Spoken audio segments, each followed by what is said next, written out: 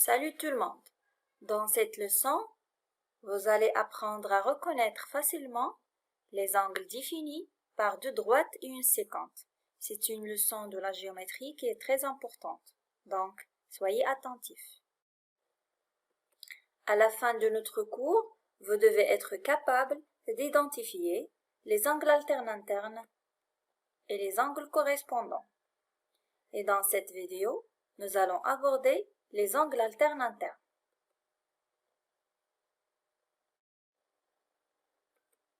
Commençons par la définition des angles alternes internes. Deux droites distinctes, coupées par une troisième droite appelée la séquente, forment plusieurs angles comme vous voyez sur la figure. Mais, pour le moment, nous allons prendre en compte ces deux-là, ici que je mets en bleu. La première chose que nous pouvons noter, c'est que les deux angles n'ont pas le même sommet. Très bien. Deuxième chose à remarquer, c'est la position de ces deux angles par rapport à la séquente. Oui, les deux angles sont de part et d'autre de la séquente, c'est-à-dire un angle il est à gauche et l'autre il est à droite de la séquente. Regardez maintenant la bande délimitée par les deux droites distinctes. Où se trouvent les deux angles par rapport à cette bande? Voilà très bien. Les deux angles se trouvent à l'intérieur de la bande, déterminée par les deux droites. Donc, ces angles sont appelés les angles alternes internes.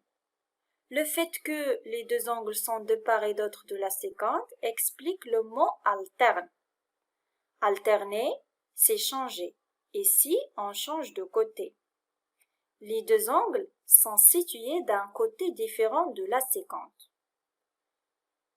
Et le fait que les deux angles se trouvent à l'intérieur de la bande déterminée par les deux droites distinctes explique le mot interne.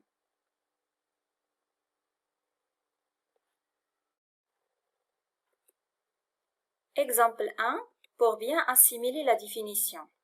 Voilà deux droites distinctes coupées par une séquente. Et la bande délimitée par les deux droites distinctes, c'est cette zone jaune. Nous allons voir maintenant si vous arrivez à trouver des angles alternes internes dans cette situation.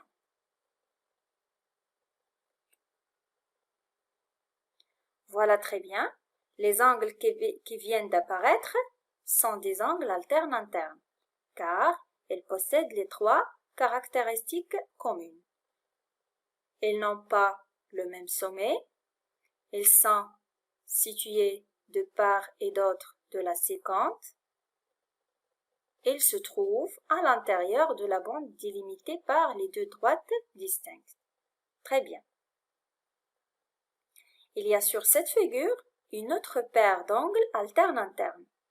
Mets la vidéo en pause et essaye de la trouver en utilisant les trois caractéristiques communes qu'on a fait dans la définition.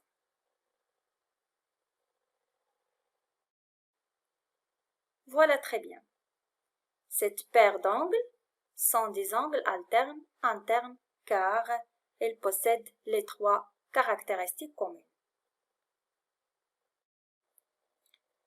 Deuxième exemple, pour évaluer si vous avez bien saisi la définition.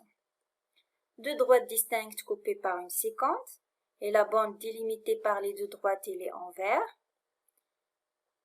Essayez d'identifier les angles alternes internes. Très bien. Excellent travail.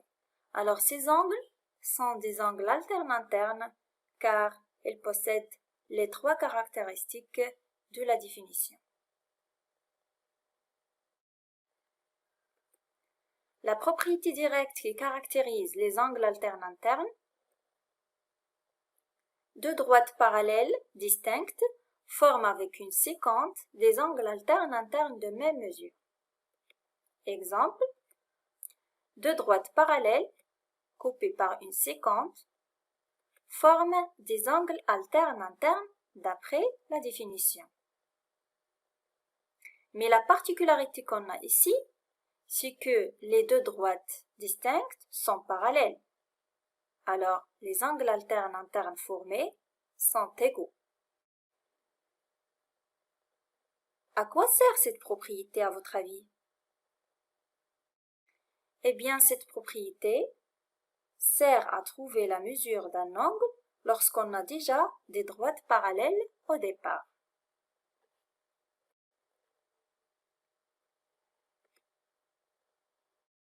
Voilà la propriété réciproque des angles alternes internes. Cette propriété dit que si deux droites distinctes coupées par une séquente forment deux angles alternes internes de même mesure, alors si deux droites sont parallèles. Exemple, on a deux angles de même mesure, 30 degrés, et on a placé ces deux angles de façon qu'ils soient alternes internes. Donc forcément, elles sont définies par deux droites parallèles et une séquente. Alors essayez de trouver ces deux droites parallèles et la séquente. Voilà très bien. Voilà les deux droites distinctes. Et voilà la séquente. Alors vous remarquez bien que les deux droites distinctes qui forment avec la séquente ces deux angles alternes internes de même mesure, elles sont parallèles. À quoi sert cette propriété réciproque? Oui, alors cette propriété sert à démontrer que deux droites sont parallèles.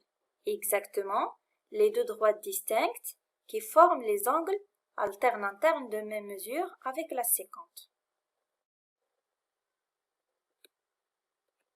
Application, soit ABCD un rectangle, démontrer que les deux angles BAC et ACD sont deux angles de même mesure.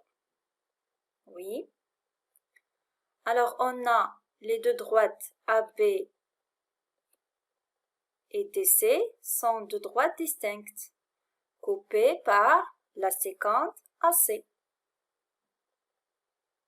Donc, les deux angles BAC et ACD sont deux angles alternes internes. Très bien. Et ça, c'est d'après la définition. Or, les deux droites AB et DC sont deux droites parallèles. Très bien. Pourquoi? Car le quadrilatère ABCD est un rectangle. Cela nous donne le droit de conclure que les deux angles BAC et ACD sont deux angles alternes internes de même mesure. Et ça, c'est selon la propriété directe des angles alternes internes.